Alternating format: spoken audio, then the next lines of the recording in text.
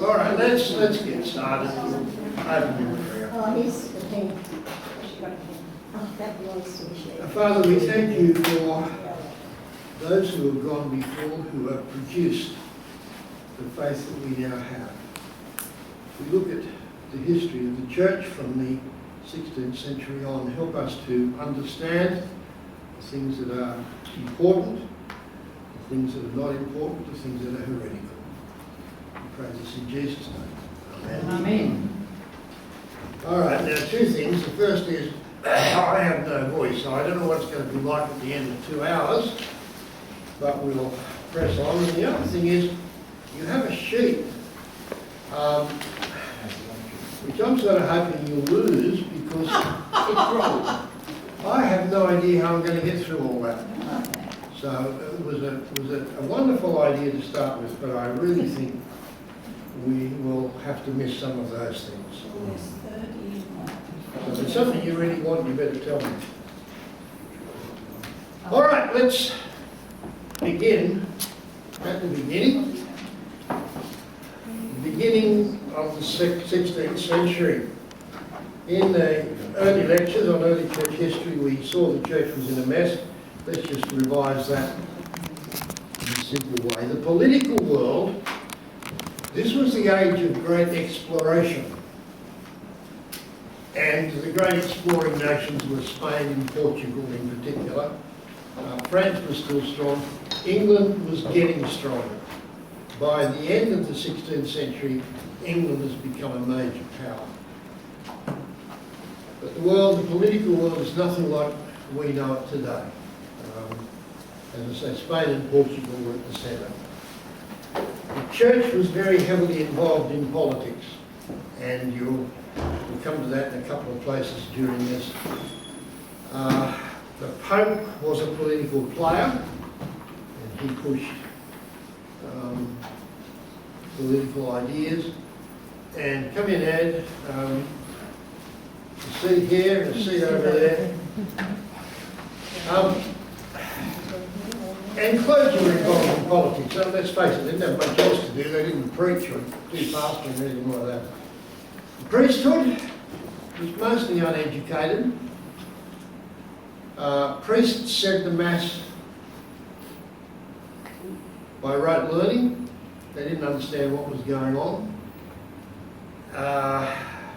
There were the more advanced clergy who didn't even live in their parish, who basically lived a high life. And then there were the parish priests who didn't really know much at all. Worship was in Latin, so nobody knew what was happening. That's why when the bread and the wine became the body and the blood, you rang a bell to let people know that that's what was happening. Morality was bad, because without the church there's nothing to keep people to good morality. But at the start of the 16th century, the humanists had a big impact. Now, the humanists were not humanists as we know them today. The humanists were scholars who had gone back to the early documents. They were language scholars, in that if a document was in Greek, they read it in Greek, not in Latin. And they uncovered all these early documents, and they had a tremendous influence on the church, because the church said, well, hang on, we need to do this too. So Erasmus and the other humanists were really important. Printing had started in the previous century, the latter years of the previous century. So suddenly you could make stuff available to people at a reasonable price. You could produce lots of copies. And the Bible had been translated. Now, I didn't rub this bit off, because this is from the last series. Remember, I told you Tyndale's Bible, 90% of it was in the authorised version, that is the words and the sentence structure and everything else. 75% was in the RSV. So it was a pretty important Bible. And it was a Bible that, with printing, could get to people. Tyndale himself was put to death on the continent for daring to translate the Bible into English.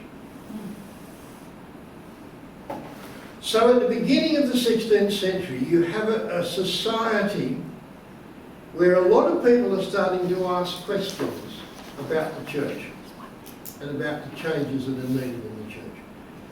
And that gives us the importance of the Reformation. Now, the Reformation was back to basics. The church part of the Reformation had the New Testament plus. The New Testament was in Latin and it was mostly ignored anyway. Now it was translated, everybody could check it, and scholars began to teach the Bible. And the Bible was so popular that churches would actually have a Bible on their lectern. And that Bible had to be chained to the lectern because people would steal it. They were so keen to read the Bible. You could do with a little bit of that today, couldn't you? And then there was a clear fight. I don't know whether you watched King Charles III's coronation, but in it they referred on numerous occasions to the Reformed Protestant faith. The Anglican Church is the Reformed Protestant faith. And right through the service. Even though the Archbishop who said the words is a heretic, who needs to repent according to GAFCON, even though they had all sorts of things in it that weren't Reformed, officially it is the Reformed Protestant faith. And back in the 16th century, the fights were clear. These days, there are too many extra issues. 16th century, much simpler time, much easier to work out what was important and what wasn't important. And so the Reformation, in my view, is the most important thing in church history since the resurrection, and is second only to the resurrection in its importance. A lot of people won't agree with that, but that's, as far as I'm concerned, the way it is. Now, the Reformation was based on 5 solas. Sola just means alone. The Reformers never talked about these things. This is much later, the 18th and 19th century, before people talk about it, but all of the teaching comes into these. You are saved by Scripture alone, by faith alone, by grace alone, and it's all to the glory of God alone. Prior to the Reformation, Scripture plus the works of the early church fathers, for example. Faith plus works. Grace, I didn't talk too much about that. Christ alone. Nothing else. You can't buy indulgences, you have to come to Jesus. And for the glory of God alone, not for the church's sake or for the sake of nationalism. It was all to the glory of God. Now that sums up pretty well Reformation teaching. But we need to understand this, it was not a single movement. Different countries had the Reformation in different ways. Some, it never really took root. Some, it never really challenged the Catholic faith. Some, there were wars over it. And some places like Scotland had actually worked. We'll come to that at the end. There were different scholars, and those scholars didn't agree. There were entirely different views on a whole lot of things. And there were different emphases. Now, for example, as I'll say later, the Reformation in England worked because of Thomas Cranmer's liturgies, the prayer books. They were what held it together. A lot of other places didn't have that. But having said it was not a single movement, we need to understand that there were areas of agreement. For example, the Bible above tradition and reason. Now, these days we add emotion because of the charismatic movement or experience. You always have the Bible, you always have church tradition or the teaching of the church, you always have reason, and you have experience. The Catholics put tradition above the Bible or reason. The liberals put reason above everything else. The reformers put the scripture above everything else. So if it couldn't be found in scripture, it didn't matter who taught it, it wasn't acceptable. They then rejected a whole lot of things. They rejected the authority of the Pope. That was important because that was a political thing, and we'll see more about that when we look at England. They rejected the merits of good works. You could not work your way to heaven. It was faith in Jesus, and that was it. They rejected indulgences. Indulgences, you bought them in order to get a smoother path to purgatory. They rejected the mediation of Virgin Mary and the saints. They rejected 5 of the 7 sacraments. Only baptism and communion were kept as sacraments. They rejected the doctrine of transubstantiation, although they come up with different alternatives to it. They all rejected the view of the Mass as a sacrifice. So the body and blood of Christ were not literally there on the altar. It was bread and wine, although they saw it in a variety of different ways. They rejected purgatory, the place that you go before you get to heaven. They rejected prayers for the dead. They rejected the private confession to a priest. They rejected the celibacy of clergy, and they rejected the use of Latin in services. Now that's what they agreed on. So although they would come to different ideas about some of those things, they were all happy to get rid of them. They also rejected outward signs, like holy water.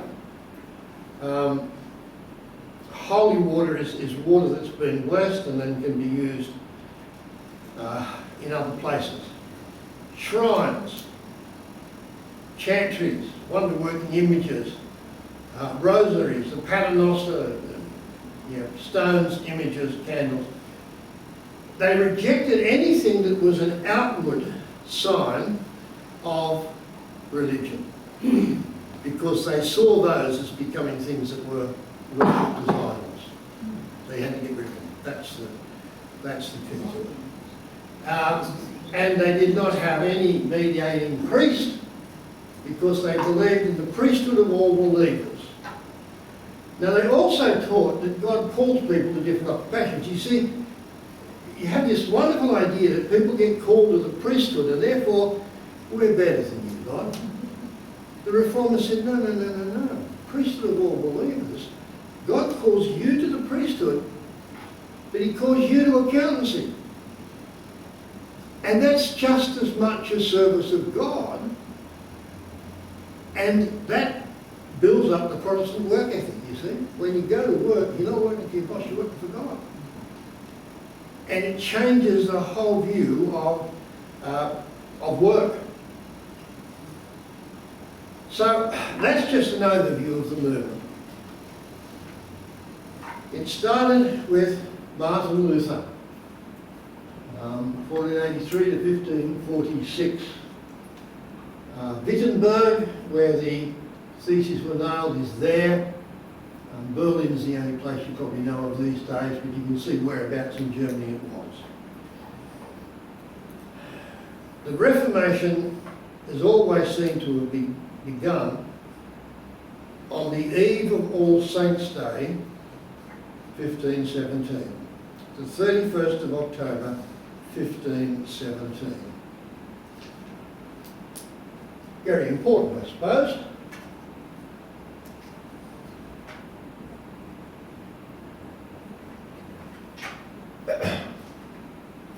Martin Luther had been a priest. He was ordained in 1507, but he was troubled by the things that he taught. He actually ended up as a scholar, working in the university and giving lectures. And he was troubled by some of the things he had to teach, some of the things that went on in the church, which caused him to question things. Until he came in 1517 to lecture on the Epistle to the Romans. And he came to Romans chapter 1. I'm not ashamed of the gospel because it is the power of God that brings salvation to everyone who believes. First to the Jew, then to the Gentile. For in the gospel the righteousness of God is revealed, the righteousness that is by faith from first to last. Just as it is written, the righteous will live by faith. And for Luther, that opened everything up. Justification by faith became the central thing to his belief system and is at the centre of all Reformation teaching. You are not justified by works or by buying indulgences or anything else. You are justified by faith in Jesus alone. You are justified means you are made righteous. Billy Graham always described it as just as if I'd never sinned. That's what it means. You are made righteous by faith in Christ. You never get there, you never actually get clean, you never get perfect. Although later in our history we might see some people who suggested you did, but you never actually get perfect till you get to heaven. And you get in as a perfect person because you are justified by your faith in Jesus. What's Luther to do with this discovery? Well, he's the professor of biblical studies at the University of Wittenberg. And in Wittenberg there is a church. It's called the Castle Church, which has huge doors. And so what Luther did, he pinned 95 theses to those doors. Now 95 theses is just 95 questions. And they were mostly about indulgences. And we need to understand them. First up, they were academic. This wasn't a popular revolution. They were academic. Second thing, they were moderate in tone. He wasn't taking on the church. They were quite moderate in tone. And thirdly, they weren't a statement. They were designed for discussions. They were questions for discussion. And nobody was more surprised at what blew up out of that than Luther himself. Luther was never comfortable being the revolutionary that he was made out to be. Now let's look at the background to those theses. Medieval people had a dread of a period in purgatory. The church described it in detail, and it was a horrible place to be because every sin had to be purged by punishment. So it was not pleasant. Oops. The church opened the door to heaven because it held the key. So it said you went to purgatory, you went to purgatory. And so penance was made a sacrament. And penance involved buying indulgences which shortened your period in purgatory. Hey, it's a great idea, isn't it? Spend $10 and get a week off your time in purgatory. Wonderful idea. Good idea for the church too, because where's the $10 go? Yeah, right. Tenths of the indulgence seller made a fortune because you got to keep a percentage of it.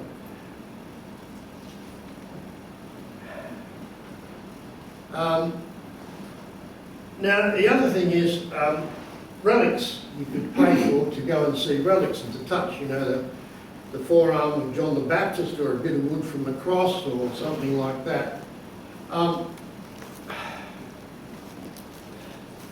The relics that were found inside those doors in the Castle Church in Wittenberg, if you actually made a pilgrimage there, it earned you remission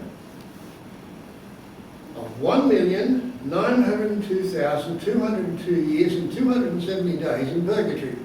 I mean, I don't know how long purgatory is supposed to be, but that's not bad. Gee, I'd make a trip there to see it, wouldn't you? sort of stupidity that was going on. So Luther said, look, all of this indulgences bit, there is no basis in the Bible. He actually said no basis in reason or tradition either, but no basis in the Bible. They encourage sin. Because you see, I can do whatever I like as long as I buy enough indulgences, it doesn't matter. So they encourage sin and they turn people away from Christ and forgiveness. They earn the church plenty of money. And so, consider this. This is a very important part of the Catholic system. Makes them a lot of money. And this unknown monk at a university that isn't even in the big city challenges the Pope and all of Catholic teaching. So in 1520 the Pope excommunicated Luther. He wasn't expecting it. He continued to argue his case in a moderate way. But the diet of worms, diet doesn't mean food, I have to tell you. The Emperor Charles V made Luther an outlaw.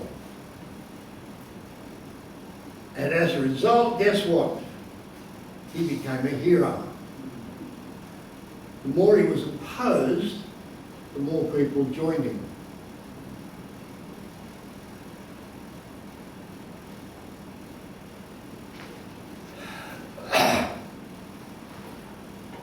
He published an account of each of his disputes with Rome. The result of these publications is, first of all, people were taught theology for the first time, because he always argued as a scholar. The second thing was, they saw faults in the church that had never been raised before.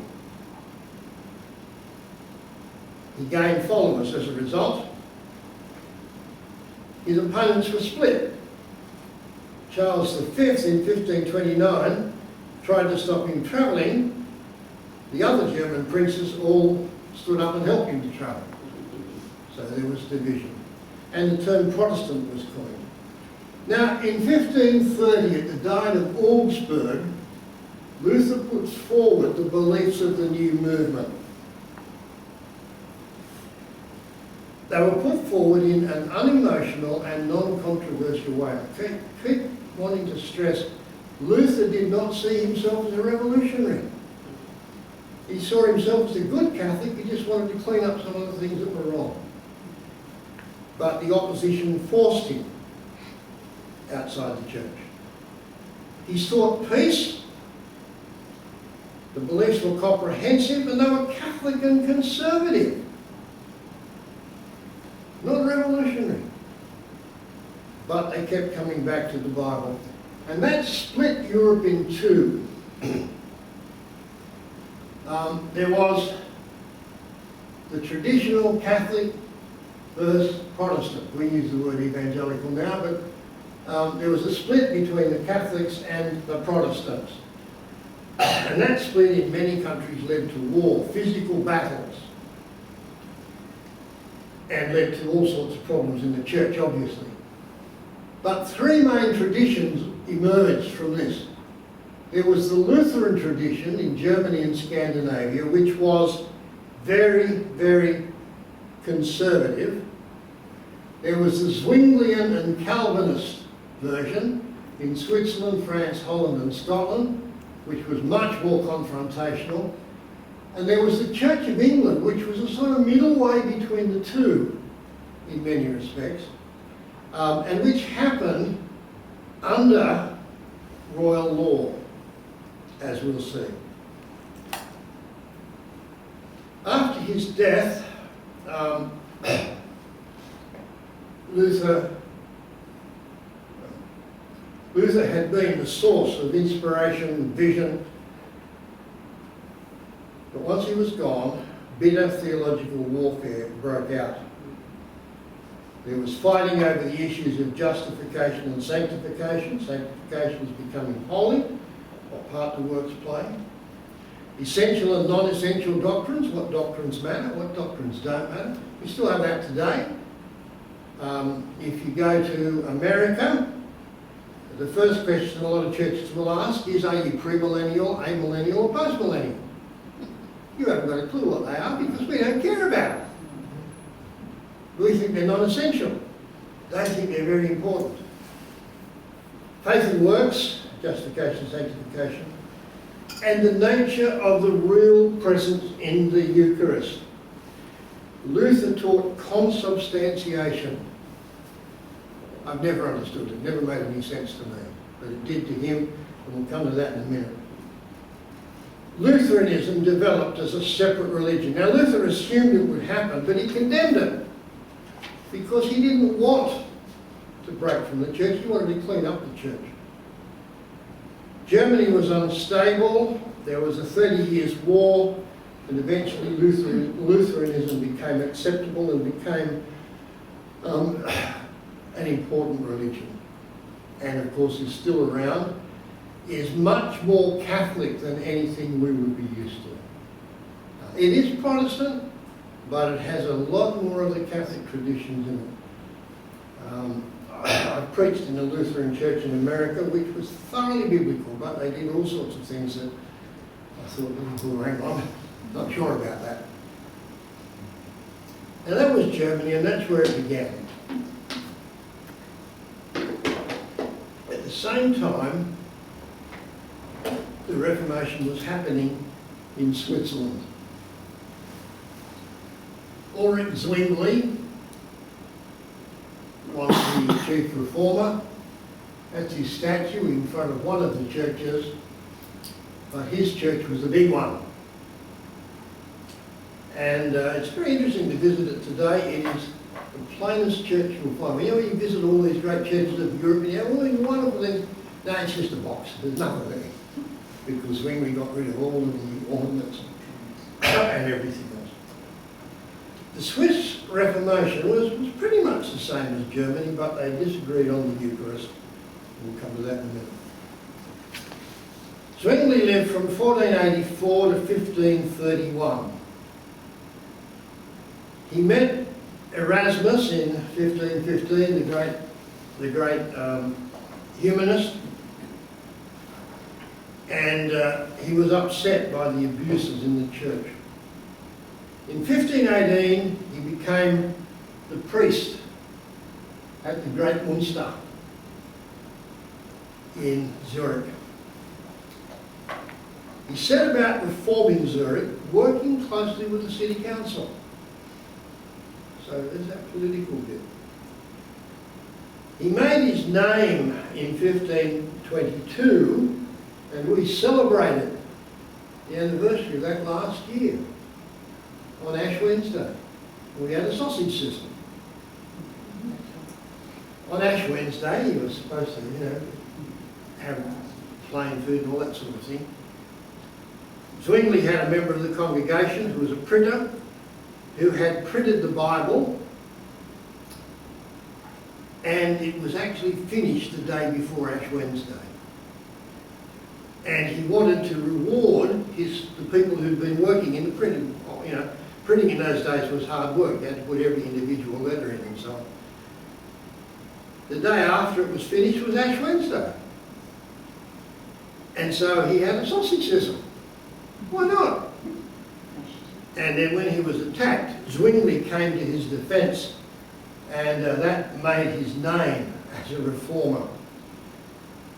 In 1523, he was called to debate the local bishop, and horror of horrors, he won. Made the bishop look silly. The bishop was stupid enough to do it again in 1528. Lost again.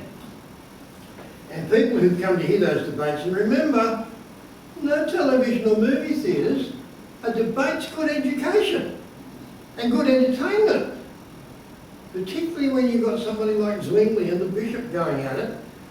And so many of Zwingli's opponents out of these two debates joined the Reformation movement and were happy to be part of it. In 1529 he had a major fight with Luther over the Eucharist. The German states in Switzerland supported Luther, and they sent troops against Zurich, and Zwingli actually died in battle. All over the Eucharist. Zwingli was probably the first Reformed theologian. Martin Bucer, 1491 to 1551, tried to mediate between Luther and Zwingli. Didn't succeed, eventually was forced to leave Switzerland. He went to Cambridge University in England, and he had a big influence on Cranmer and the English Reformation, and he was influential in the development of Puritanism, which we'll talk about next week. Martin Bucer was so influential that when Mary Tudor came to the throne and persecuted the reformers, we'll talk about that in a little while, she had Martin Bucer's body dug up and burnt at the stake.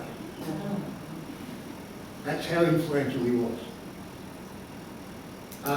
Zwingli was succeeded by Johann Bullinger, who was also a great theologian and took the Scottish Reformation through the next step.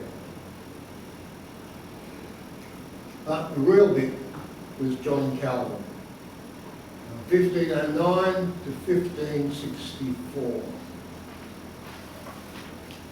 John Calvin was the influential figure in the Reformation because he didn't care about getting offside with the church.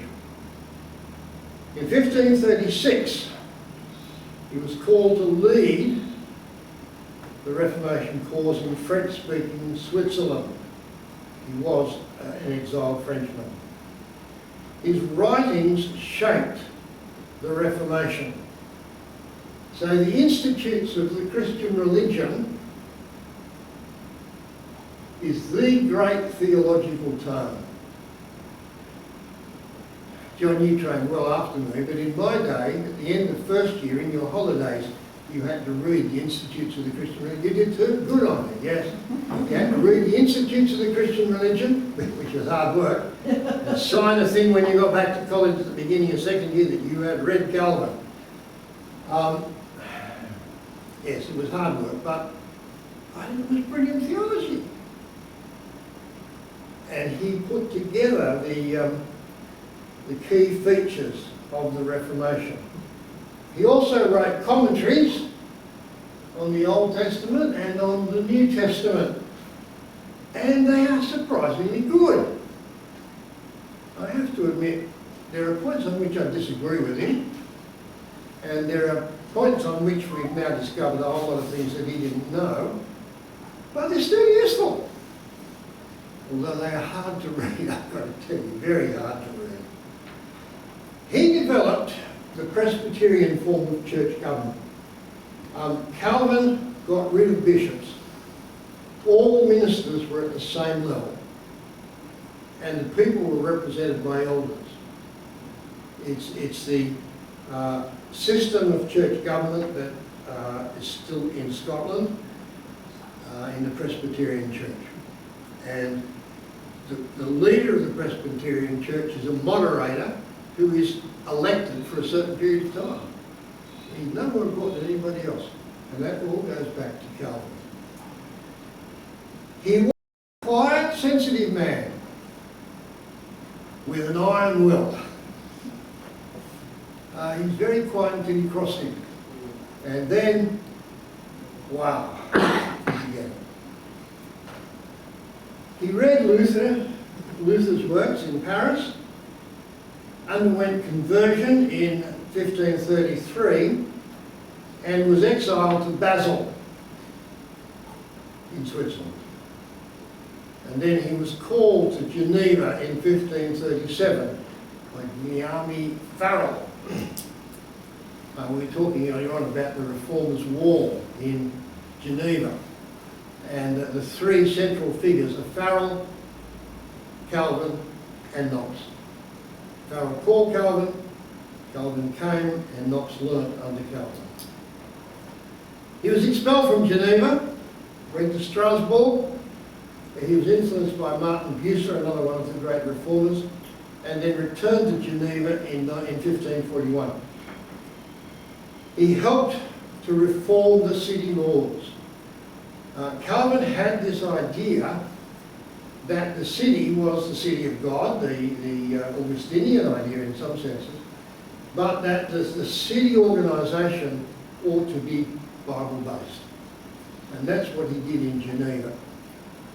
He also started the Geneva Academy, training people in Reformed theology. Now, that's the key to Calvin's influence. You see, you can be as brilliant as you like, you can be a great preacher, you can write lots of stuff, but if you want your work to continue, you have to train the next group of people. And Calvin saw that, and Calvin did that. He systematised the early Reformation thinkers in the Institute, basically teaching that all knowledge of God comes through the Bible. You don't find anything but the Bible in Calvin. All knowledge of God comes through the Bible. Everything else is secondary. And pardon and salvation are only possible through free grace. So forget all about works, forget all about church attendance. It's God's grace that brings you salvation. The church is supreme, he taught, and therefore the state had no control over the church. That shows itself in Knox in Scotland. It's not the case in England, where the state has a great deal of control over the church. He taught there are only two sacraments, and he rejected Zwingli's belief that communion was only a symbol. We'll come to communion in a little while. What happened in the rest of Europe? Let's do that and then we'll have a rest. In France, there was less support for the Reformation. Congregations were established, but they were persecuted, and there was a massacre in 1572. In 1598, Protestantism was legally able to be practiced in France. So it's a long time after the bulk of the Reformation in Europe. And then in the 17th century, there was more persecution, and the Reformed churches never really recovered. So France is essentially a Roman Catholic country, and there are very few Reformed churches. Indeed, in the last parish I was in down in Beecroft, they supported a couple from the congregation who went as missionaries to France to work amongst university students and found it extremely difficult because it was a Catholic country. The Low Countries, the Netherlands were influenced by Luther originally, but they were faced persecution. They were later influenced by Calvin, but the problem was that the Low Countries were essentially controlled by Spain. And Charles V and then Philip II in Spain both strongly opposed the Reformation. And if the kings oppose the Reformation and you're under the control of another country, it's very difficult. There were major theological battles in the Netherlands, but the Protestant church did not take on in a great way. Bohemia was influenced by Luther, but then later followed Calvin. But the 30 Years' War virtually destroyed the Protestant cause. The 30 Years' War is worth looking up. I didn't put it in here because it's too complex, but Protestants didn't do well out of it. Hungary, Luther's disciples took it there, and they later followed Calvin, and the Reformed Church in Hungary didn't do too bad for a period. In Poland, the king was a friend of the Reformation. Indeed, he corresponded with Calvin. And one of the leaders there was the Calvinist John Alaska, who was a very significant figure, who later went to England as a professor and had a significant impact on the English Reformation. But Poland was later hindered by theological dissension.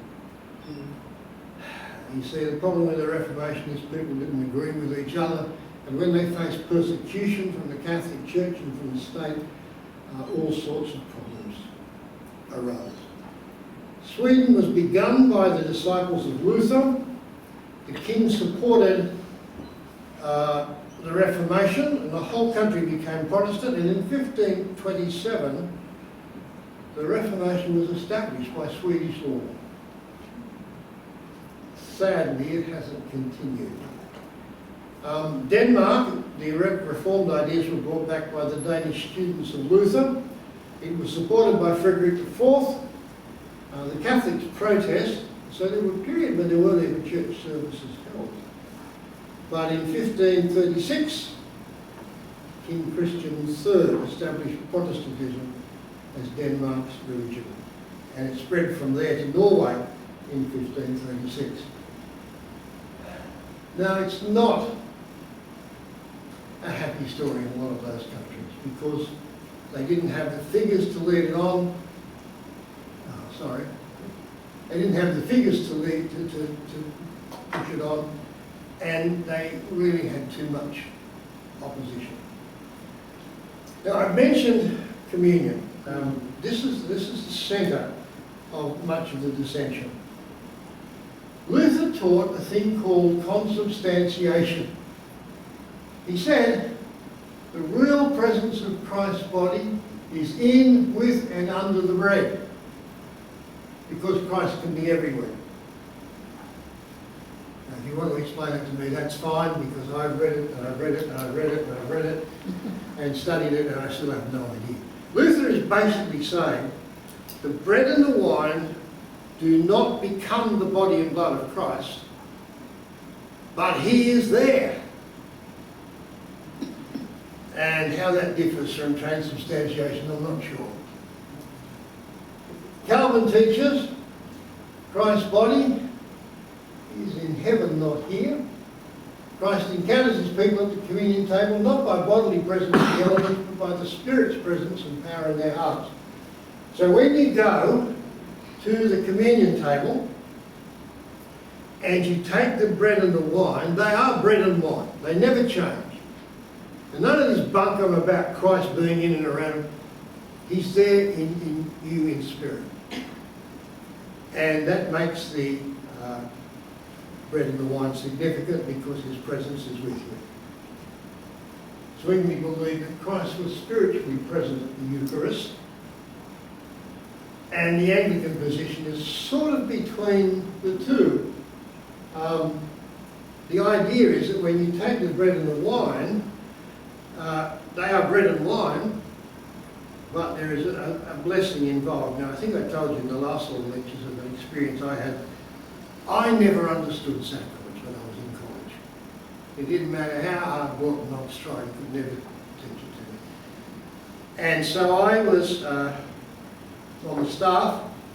The principal rang, Peter Jensen, and said, I'm sick, I can't do my lectures tonight in the evening course, which I ran. So I said, yeah, fine, Peter. What's it on? He said, the sacraments. God's in control. So I thought, what do I do? Now, when you're a historian, it's easy. What you do is you go back and do the history, and you run out of time before you get to the present, so you don't actually have to explain it.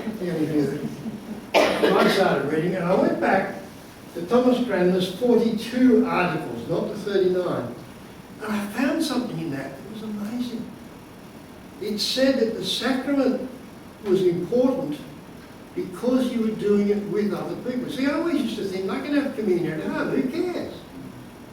But the point of it was, for Cranmer, it was doing it in the presence of your fellow believers that made it significant. And that was left out of the 39 articles. I ran down, Royal Knox at that stage was doing some lectures for us, ran down to his study, Knox, and he said, Royal, look what I found. And he said, oh, I've never seen that before. No. on this. Well, I never did, I have to say, but all of these things I really have problems with. So I'll stick with the Anglican view that it's bread and wine, and the value of doing it is doing it together with other Christians. And that's what gives it its real meaning. I need to have a rest.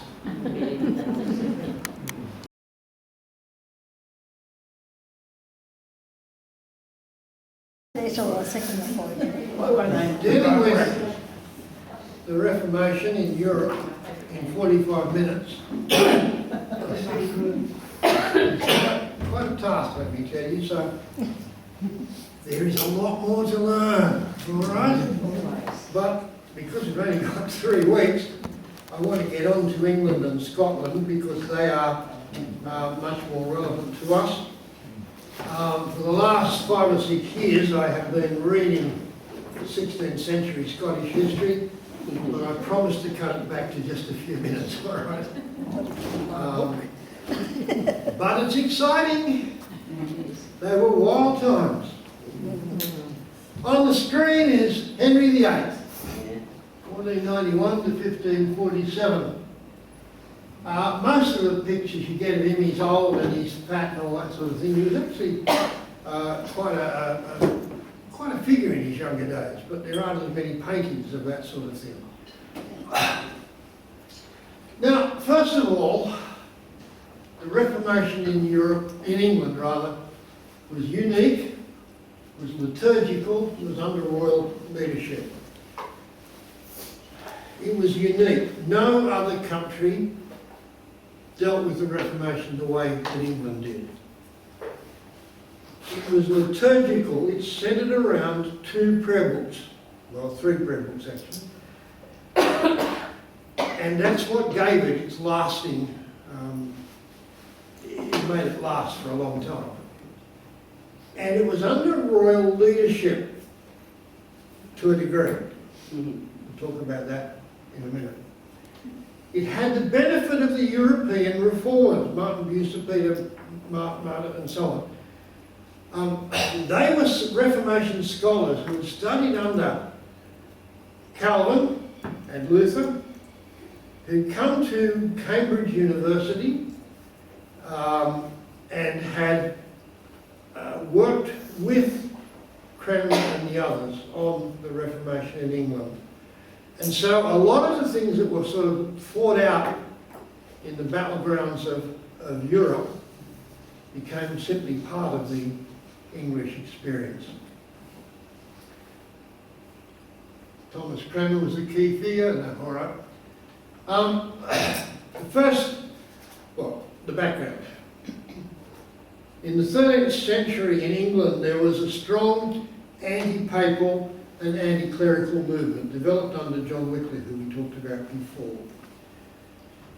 So the English church was already radical in the sense that they didn't like what was happening. And then the Reformed writings and William Tyndale's Bible were smuggled into England, and so people got to read the Bible in English and saw that what the church was teaching simply was wrong. But the English Reformation began as a political thing. The king's great matter is the way of putting it. Henry VIII's elder brother, Arthur, had married Catherine of Aragon. He died at the age of 15, so he was young when he was married. But of course, marriage was designed to cement nations. Catherine of Aragon was related to the Spanish leaders, and so it was thought it was a good idea to make that marriage. That marriage treaty was so strong that Henry VIII married her for political reasons. If you look at Leviticus 20:21, you're not allowed to marry your brother's widow. So he had to get papal dispensation. Catherine did not produce a son. She produced a daughter, Mary. We'll come back to that in a little while. Henry was actually a theologian, seriously a theologian. And he decided, in the light of Leviticus 20:21, that the failure of Catherine to provide a male heir for the throne was God's judgment on the fact that he shouldn't have married her. And so he sought to get it annulled. Now that's a perfectly legitimate thing for him to do. He'd already fallen in love with Anne Boleyn, which shot the matter as well, but that's another story. The Pope was under the control of Spain. Catherine of Aragon was related to the Spanish leaders, so the Pope couldn't annul the marriage. A lot of things happened, but Henry decided if the Pope wouldn't allow it, well, he'd get rid of the Pope. And so Henry VIII became the head of the Church of England. The Pope excommunicated him, which is interesting because he'd already given him the title of Defender of the Faith because he wrote a book against Luther in 1521. In 1539, he produced the 6 Articles which restored the genuine Catholic faith. But by proclaiming himself as the head of the Church of England, he destroyed the power of the Pope,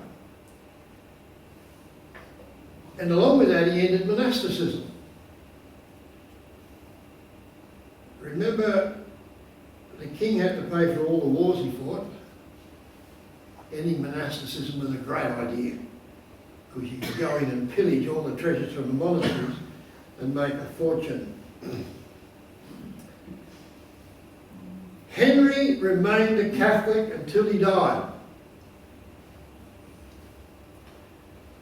A proper practicing Catholic, but without the Pope. But under the surface, the Reformed movement was gaining ground. Thomas Cranmer was appointed Archbishop of Canterbury. Why? Because he supported Henry getting a marriage annulment or a divorce. He's quite happy with that. And so he became Archbishop of Canterbury. Brilliant appointment, because he was Reformed. And he loved the liturgy. And so in 1544, this is very early on, he produced the Litany in English. Now, the Litany is the first English service, and you remember it's pretty boring because you keep repeating the same thing.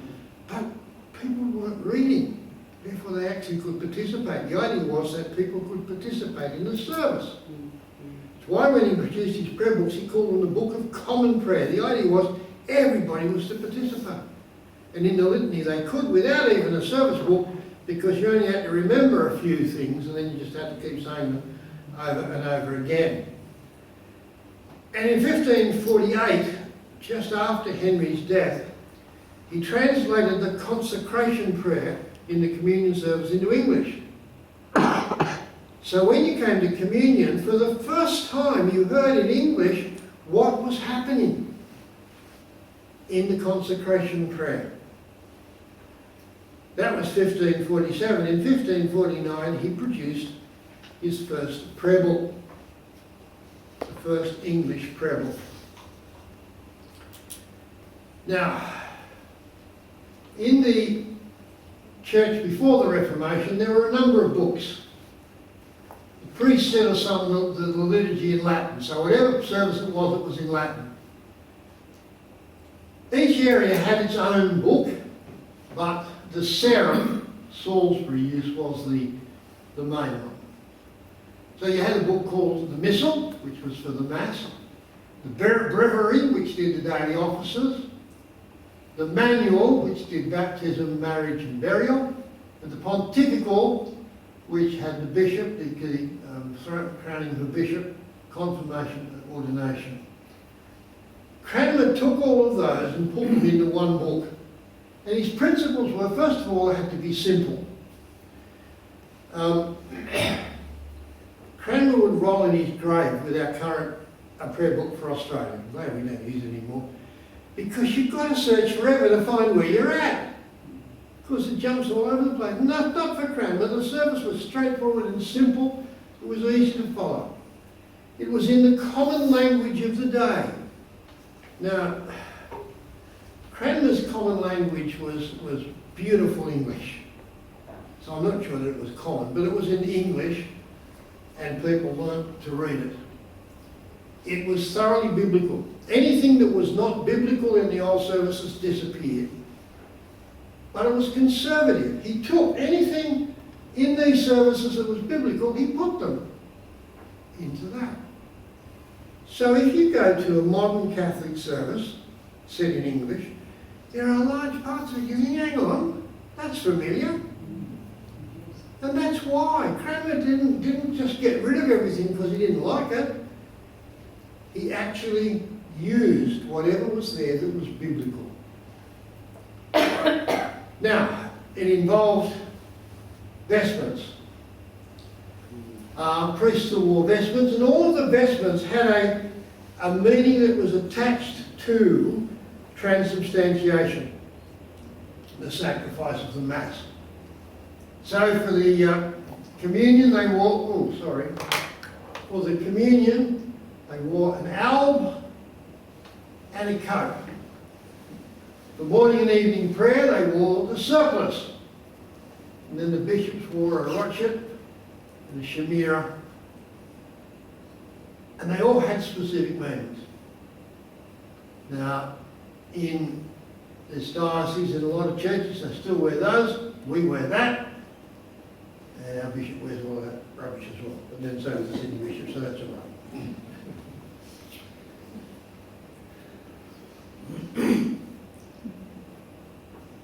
Those vestments were still allowed in 1549. The words of administration were simple. The body of our Lord Jesus Christ, which was given for thee, preserve thy body and soul unto everlasting life. The blood of our Lord Jesus Christ, which was shed for thee, preserve thy body and soul unto everlasting life. Bishop Gardner and the other Roman Catholics said, hey, we can do all that. Not a problem. Don't agree with everything, but we can use that. So in 1552, Cranmer revised it so that Stephen Gardner and the other Catholic leaders couldn't use it. And he really did go for it. He retained the priest, the word priest, but removed the altar. There is no altar in an Anglican church. All right? So when Westminster Cathedral, the Archbishop turned to the altar, no he didn't. He turned to the kitchen table. That's all it is. It's where you prepare the stuff. He left the word priest there. Now, he actually, I think if Cranmer had lived another 10 or 15 years, he would have removed the word priest because it's got the wrong meanings. He actually justified it. He wrote a very good justification of the use of the term priest because he said it wasn't a sacrificial thing, but I think most people would disagree with him. He put the lectionary at the front, so you went to church every day. You went to church on the way to work, on the way home from work. You read the Old Testament through once a year, the New Testament through 4 times a year, Psalms through every month. Brilliant Bible reading program. He changed the words of administration. He got rid of the body and blood bit, and now it is simply, take and eat this in remembrance that Christ died for thee, and feed on him in thy heart by faith with thanksgiving, and drink this in remembrance that Christ's blood was shed for thee, and be thankful. It's a remembrance then. Right? You can't read anything else into it.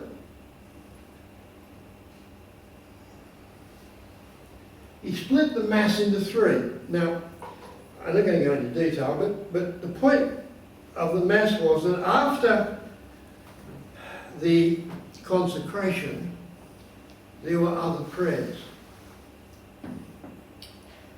And what they did in those other prayers is they worshipped the body and the blood that was on the altar.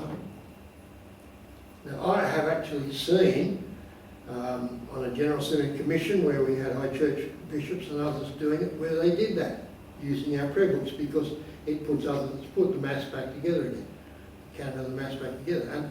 And they actually worshipped the bread and the wine because it's the body and blood of Christ. Well, Kramer says, no, you're just doing it as a remembrance thing. So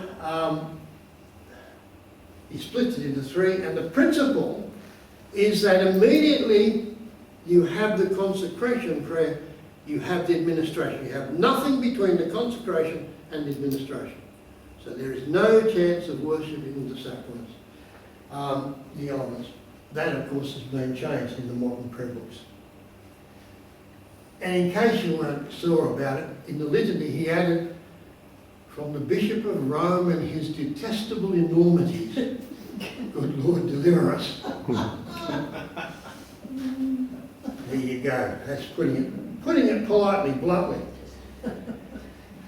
And he removed the vestments, leaving the cassock, which was the street gear of the priest, the surplice, the scarf, and the hood. And they had no liturgical meaning. The surplice is just, the cassock is what you wear as your suit of clothes. And they get dirty, particularly if you ride a horse to church. That's a lot of clergy would. And so the church had to provide the white surplice to throw over it. So you looked clean while you were taking it. Had no significance other than that. The scarf was what you wore because England's cold. And the hood was your academic hood, which you put up over your head because it rains every day in England. But it was your academic hood which gave you your position as a scholar. That's all that was left. Now, according to my notes, we have two diversions. Yes, we do. You can't read that, can you? Sorry about that. When I was at university, and I did Reformation history in the first year, under Professor Ken Cable, Ken Cable became he was my mentor, but he also became a very dear friend. And I still remember him saying, in our textbook there was a fold-out Tudor family tree. And he told us we really had to understand it. I never understood why, but now I do. So let me go through it, and I'll try and explain it the best I can without you being able to read it. The House of Tudor begins in 1485 with Henry VII and his wife, whose name I've forgotten and I can't read it there, Elizabeth of York, correct. Now, they have Arthur, who dies at the age of 15, Henry, Margaret is at the end. Now, if you have a look at what happens, it's actually wrong. Doesn't matter. Henry then marries Catherine of Aragon, has Mary. He marries Anne Boleyn, has Elizabeth. And he marries Jane Seymour and has Edward, finally got a boy. Now, when he dies, Edward becomes king. But Edward is a sickly teenager. So he dies very early, which means that it reverts back to Mary as the eldest daughter. And Mary is very proud of the fact that her mother is Catholic, very angry because you see the divorce meant she was illegitimate. So she had a real chip on her shoulder. So she becomes queen for a short period, and then Elizabeth becomes queen for a very lengthy period, through until 603 or thereabouts. Now, here's where we have some problems. Margaret goes across and marries James IV of Scotland. James IV of Scotland is James V of Scotland. Right, sorry, here we go. Here. Mary Tudor, not Mary Tudor, anyway, she marries somebody or other, gives birth to Lady Jane Grey. And Lady Jane Grey is seen as a possibility for the throne at various stages because she is legitimate. The marriage of the Scottish sovereign to the English sovereign gives rise in the end to Mary Queen of Scots. That's why Elizabeth was so keen to get rid of her, because you see she's got a claim on the English throne. And particularly since Elizabeth has no children, Mary Queen of Scots has got a claim. That's why Mary puts her to death. And in the end, Mary Queen of Scots' son, James VI, Elizabeth didn't work anyway, because when she died, James VI of Scotland becomes James I of England. And so there is a Stuart on the throne, not a Tudor throne. Now I'm sorry that's not clearer. I might try and print one of those out for next week so that you've got a copy of it, because it's vitally important. Yeah. Because all of the intrigues in the palace are caused by that particular problem. The fact that there are people who have legitimate claims to the throne. Right, got my notes back. So, that's very important, and it helps you to understand some of the issues, and we'll come up with a couple of them later on. Thomas Cranmer, then, let's spend a moment or two on him, because he is a very, very significant person. He was educated at Cambridge. He was a quiet scholar. He was summoned as Archbishop of Canterbury to secure the King's divorce. Despite being a reformer, he remained loyal to Henry throughout Henry's life. He remained completely loyal. People have said he was godly, Lutheran, well read in the Church Fathers, a gifted liturgist, had a superb command of English. He was sensitive, brave and cautious, and he preferred change by gentle persuasion rather than force. Not a bad CV, is it? He was responsible for the Great Bible. The Great Bible became the Bible of the English Church. It was basically Tyndale. It was put together by a number of scholars, but Cranmer was the one who got it going. And the Great Bible became the Bible used in the prayer book. So when you look at the prayer book, even the prayer book of 1662, you don't recognise some of the bits that are biblical, the straight Bible, because they don't come from the authorised version that we're used to. They come from the Great Bible from before it. And so some of the straight out text, Moore College has a copy of the 1662 prayer book. It's a facsimile in which the scholars who put it together had actually gone through and listed all the Bible verses against them.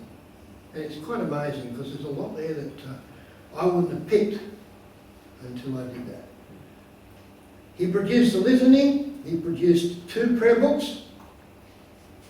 He reformed the church laws, although they weren't published till after his death. He produced the 42 Articles, which became the 39 Articles, which are still officially the doctrine of the Church of England. And he wrote the books of homilies. Now, the problem is that the clergy were not properly educated, and they weren't used to doing sermons. And the new services insisted on a sermon every Sunday. The communion was only held 3 or 4 times a year, but that was the second part of the service. You finished the service halfway through, the But prior to that, there was a sermon required, and it had to be preached. But the clergy were not able to preach it in many instances. So Cranmer wrote the 2 books of homilies, which were sermons that had to be read. They contain some brilliant doctrine. His stuff on justification by faith is brilliant. I once, when I had to preach on fasting, read the homily on fasting because I couldn't prepare a sermon on fasting. I didn't have a clue what it was about.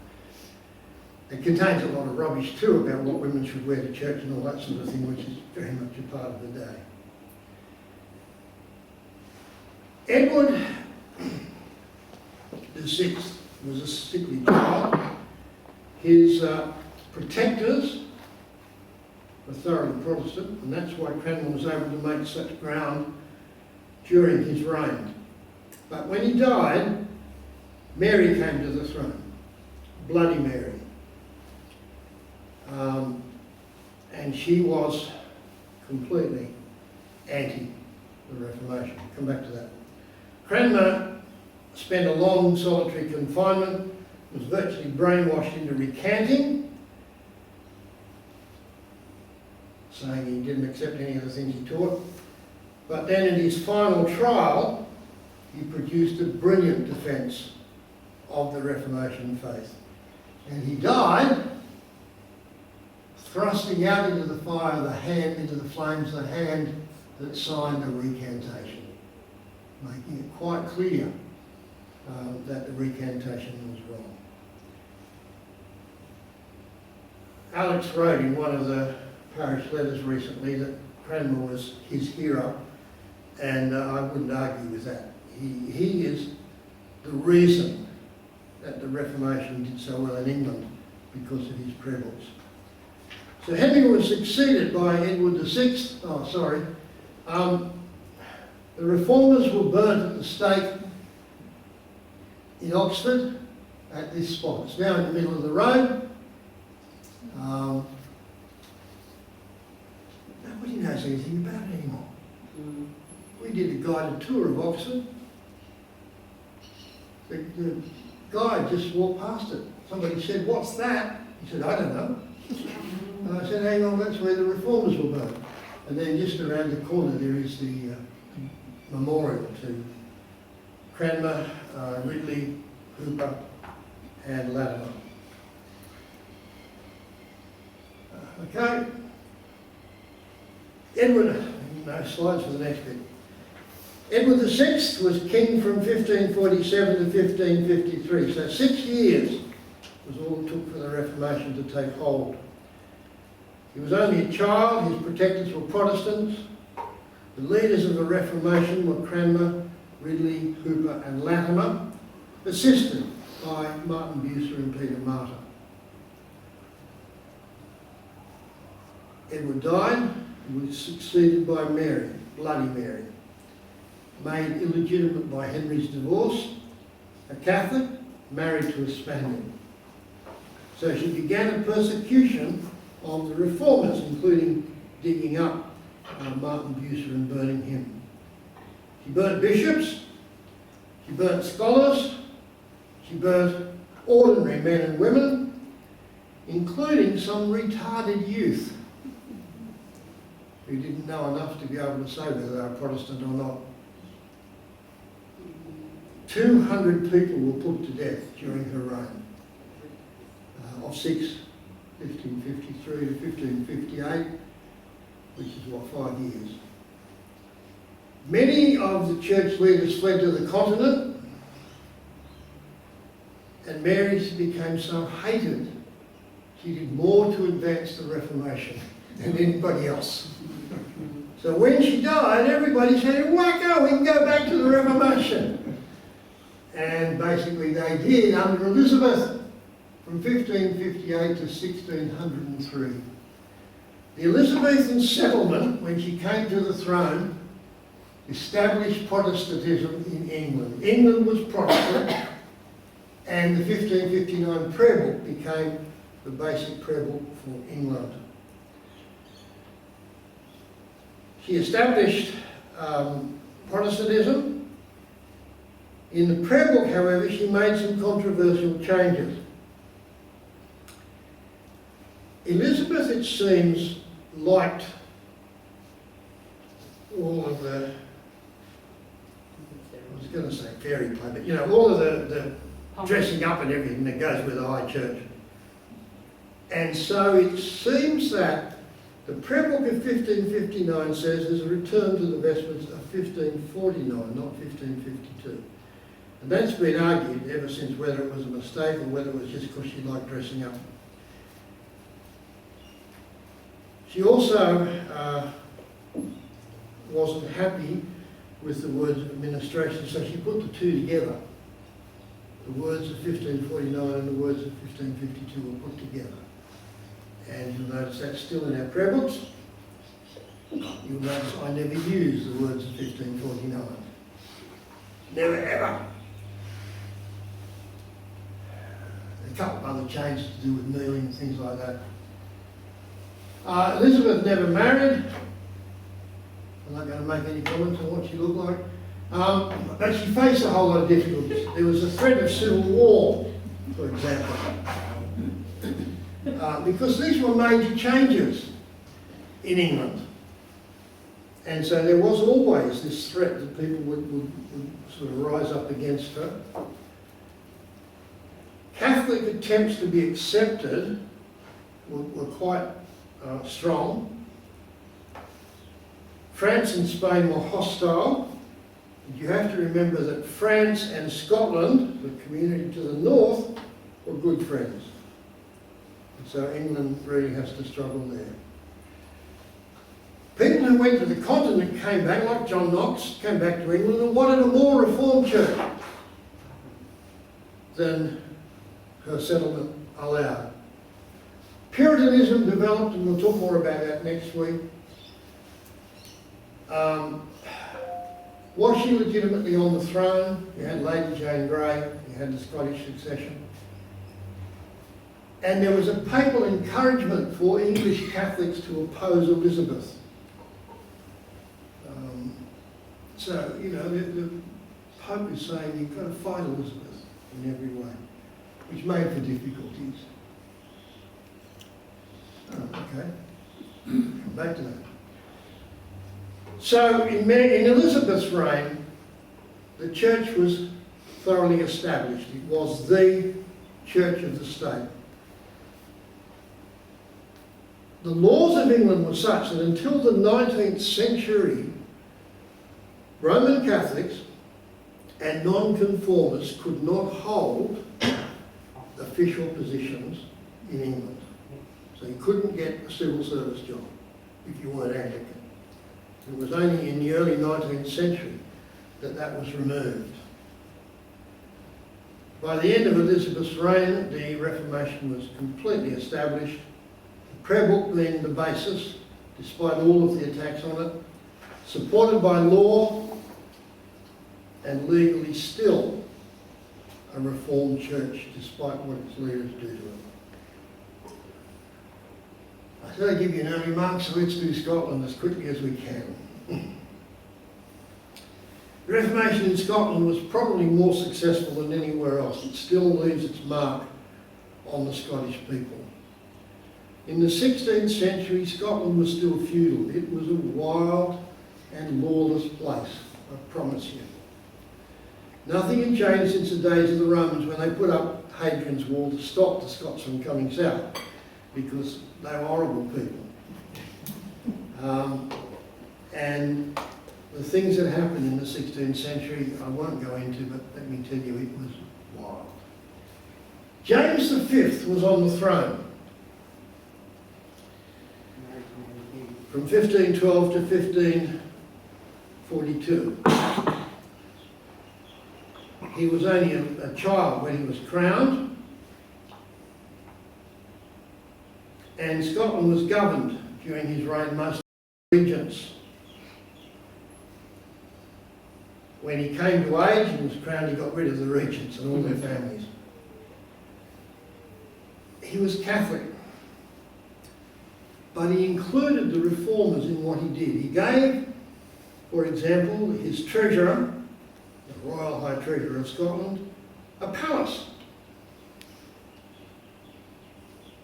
And gave preferment to a number of reformers. When he died, he was succeeded by his daughter, Mary Queen of Scots, who was 1 week old. So it was a long time before she got to say things. It was a lawless place, so there are all sorts of people who claimed to be running Scotland, and some of the ones that were legitimately doing it were very weak. So the control of Scotland effectively fell into the hands of Cardinal Beaton, appointed by the Pope, Archbishop of St Andrews. That was his parish church. It's huge. You get tired walking from one end to the other. And that was his castle. Cardinal Beaton's main interest was to ensure that his clergy was celibate. Right? Celibacy of the clergy was vital. His mistress was Marion Ogilvy, and they had 8 children. Don't worry about things like that. Practice what you believe. He had 2 people put to death. One was Hamilton, the other was George Wishart. Powerful Protestant preacher, he was betrayed to Cardinal Beaton, brought here, put in the sea tower, condemned for heresy, and burnt at the stake on the 1st of March. The letter in GW on the roadway marks where he died. His friends conspired against the Cardinal, and on the 26th of May gained entry to the castle, killed him, and hung his body from the battlements. And together in the castle they created the first congregation of the Protestant church in Scotland. And there's the spot on the roadway. I don't have a proper photograph of that because there were cars parked over it every time I went there, but that doesn't matter. The killing of George Wishart started the Reformation. There was a meeting at Haddion's Palace. Now it's not much of a palace anymore, it's just a heap of rocks. But it was apparently a magnificent palace in the day. There was a meeting there, the laird, whose name you may have heard, Sir James Kirkaldy. You see why I get interested in it? He called together a whole lot of other lairds who were Protestant, and they planned to murder Cardinal Beaton. Sir James didn't go. His son, Sir William, was the one who went. He didn't actually murder Cardinal Beaton. The agreement was that somebody who'd beaten had actually taken lambs off got to actually put the dagger in him, but that's fine. But that's where it was all planned. And so they went to the castle, and that's a photograph taken virtually from where Wishart was burned at the stake, and the walls that are missing from here contain the window where Beaton actually looked out at it, and so that's the window in which they hung him by his thumbs from the castle wall after they'd stabbed him. John Knox, who was a disciple of Wishart, came to the castle and became its pastor. They held the castle for quite a while, until eventually it was overthrown and they were taken to France as slaves. William Kirkaldy became a knight of the King of France, learned all his battle stuff before he came home. John Knox went to Geneva and studied under Calvin. There's another view of the castle. So that's John Knox. That's St Giles Cathedral in Edinburgh, where John Knox was the minister. That's where he's buried, which, as you'll see, is in the middle of a parking spot. I really... there are things that get me angry, and that's one. Again, I couldn't get a picture of that because there was a car park there. But anyway, John Knox was a very, very strong figure. Interesting figure. he fell out with everybody in the end. He attacked the papacy, he attacked the mass, he attacked Catholic idolatry. He consolidated the Reformation in Scotland. 1560, the Confession of Faith. That's no longer used. They use the Westminster Confession now, but he produced that. The Book of Common Order, the Book of Discipline, the Book of Common Order, because they didn't like the English prayer book, it had contained too much of the old stuff. He translated Calvin's Catechism, and he wrote lots of other tracts, including the first blast of the trumpet against the monstrous regimen of women, which was an attack on Elizabeth and Mary, Queen of Scots. And he wrote a 5-volume history of the Reformation in Scotland. I mean, you wonder where he got time to do that.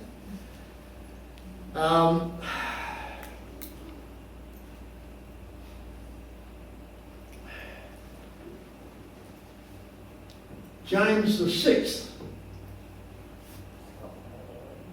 in Scotland became James I of England. And so the two countries came together. I just threw this in. That's our coat of arms.